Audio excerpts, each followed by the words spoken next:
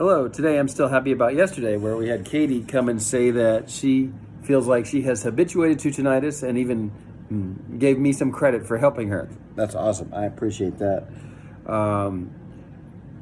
I just talk about tinnitus every day and talk about how I've dealt with it, and I answer questions.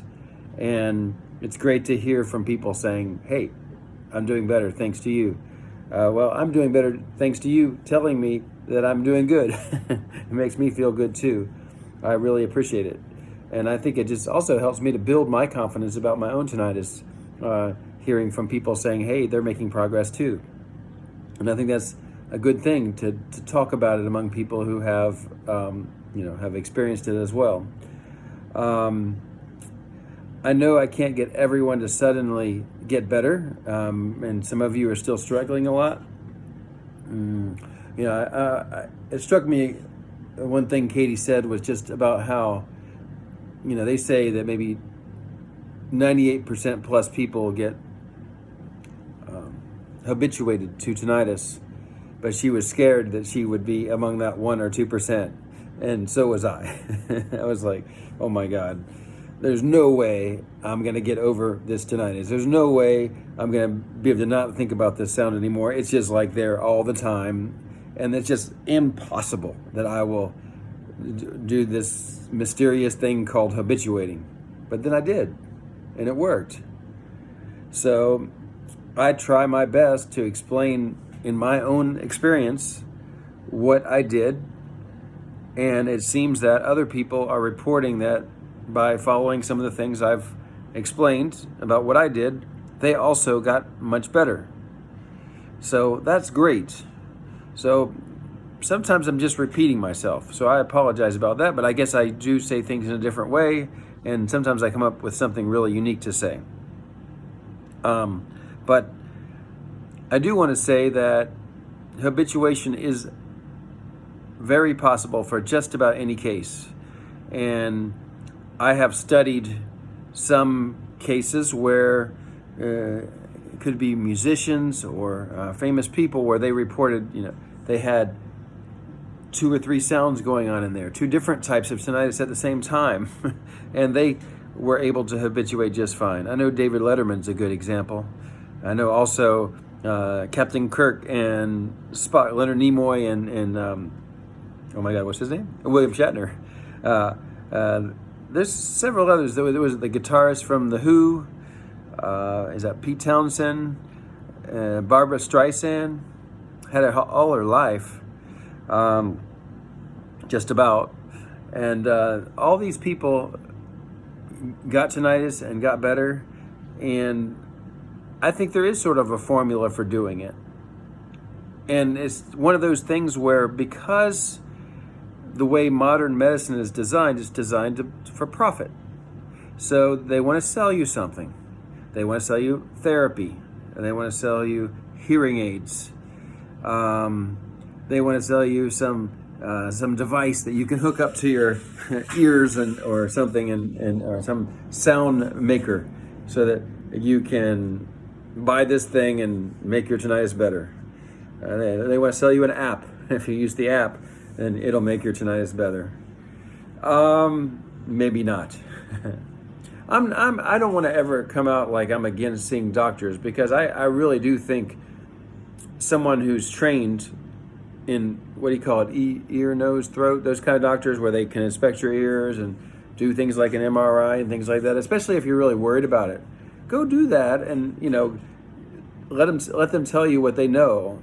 And in most cases, I don't even want to say most, I want to say like in a huge majority of cases, they're going to tell you, you are safe and there's nothing going to happen to you. So, but after they tell you that, then you say, but I've got this sound and it won't go away. And they say, well, you'll get used to it, or something like that. Maybe it'll go away. That's what they often say. It'll probably go away after a while. And then you're just left, because there's not a whole lot that they are ready to do for you after that. I suppose if you start having psychological problems, which a lot of people have had major psychological problems because of tinnitus, then they'll suggest you go see a psychiatrist, but the psychiatrist is generally not an expert with tinnitus. They're an expert with giving you drugs. Sometimes drugs aren't so good for tinnitus. I'm also not going to say I'm against drugs. If you're in a really bad spot and it can help you to settle down for a while, it can be okay. But do you want to be dependent on drugs for the rest of your life? That's not a very good plan, especially if you could habituate to tinnitus instead. So I think that's partially my job here. It's my job to help you to habituate to tinnitus, because there's nobody out there that's really doing that. They just want, well, I'm not going to say there's nobody, because there are people. But they're out there to make money, a lot of them. I'm just a guy that got tinnitus, and I'm not trying to make any money. I'm not asking for any donations. I hope maybe I can turn you into somebody like me, and you go around telling everybody, so we can spread what we know and share what we know with each other. And then, we won't have so many people getting ripped off and we won't have so many people losing their minds from the anxiety of it all. And we can have a lot more people that have tinnitus, and they're reassured about, they're feeling better, and they're, just the story moves around about how to do this thing.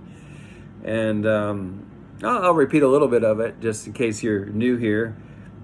Basically, the sound is not a threat.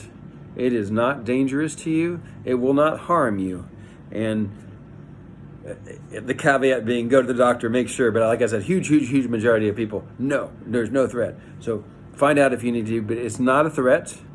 And then really know that.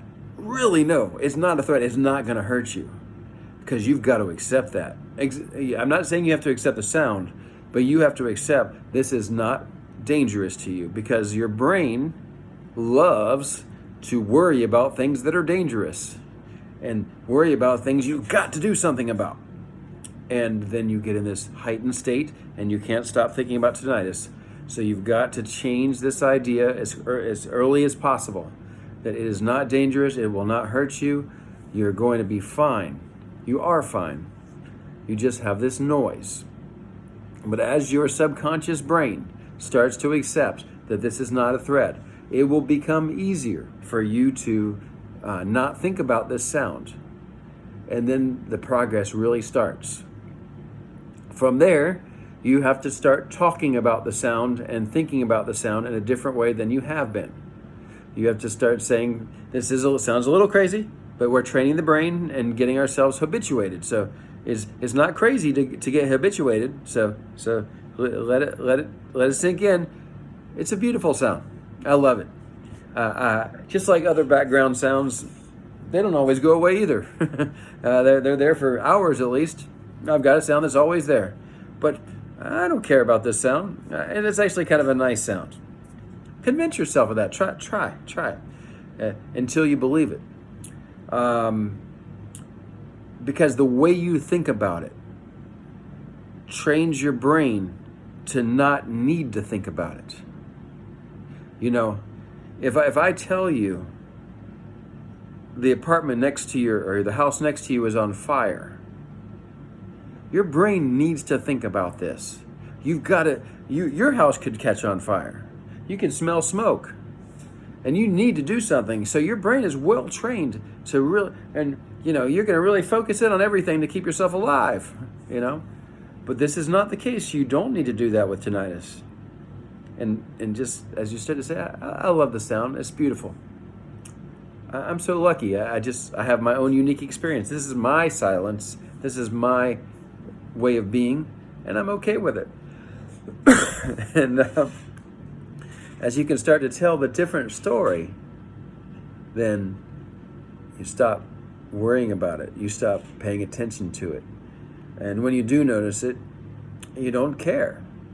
I know it seems like right now sometimes, if you're really going through a lot, it would be impossible to stop thinking about it. But yes, it is. It is possible.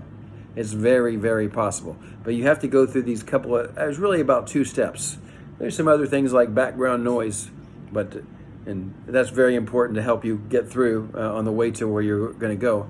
But yeah, just really instilling in yourself that it's not a threat, that it's not dangerous, and then changing the language, the way you think about it, and say, I love it. It's a beautiful sound.